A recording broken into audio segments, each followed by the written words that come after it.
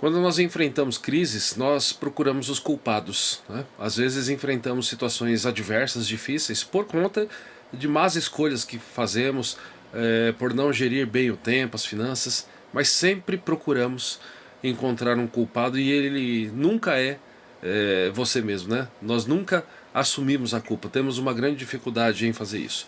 O povo de Deus sempre fez isso também. No Antigo Testamento, Israel muitas vezes sofreu cativeiro, sofreu derrotas em guerras por desobedecer a Deus. Um texto que fala sobre isso está lá no segundo livro dos Reis, capítulo 17. Eu vou ler o verso de número 15, que diz assim: rejeitaram os estatutos e a aliança que fizeram com seus pais, que Deus havia feito, né? Como também as suas advertências com que protestara contra eles. Seguiram os ídolos e se tornaram vãos, e seguiram as nações que estavam em derredor deles, das quais o Senhor lhes havia ordenado que não as imitassem.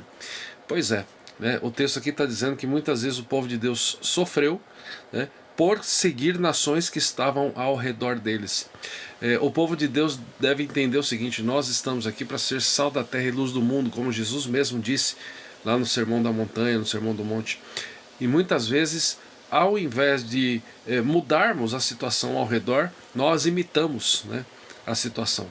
E essa não é a vontade de Deus para nós. O texto aqui, é o capítulo 17 do segundo livro dos Reis, verso 15, diz que nós não devemos fazer isso. Nós não devemos rejeitar Deus, rejeitar os seus preceitos, os seus mandamentos, para imitar, né, nações que zombam dele, tá? Então, que você tome cuidado, que você olhe com carinho para a sua Bíblia, que você possa ler e meditar nela para fazer a vontade de Deus assim, e pedir perdão se você tem reconhecido que tem pecado nesse sentido, né? No sentido de fazer a tua vontade, de fazer as coisas conforme a sua própria convicção. Muitas vezes o sofrimento vem por conta disso. Você possa olhar para a palavra de Deus e buscar sabedoria nele. Obrigado, ó Pai, por essa palavra. Nos ajuda, nos abençoa nesse dia a tomarmos atitudes corretas, a buscarmos o conhecimento do Senhor, e que assim nós andemos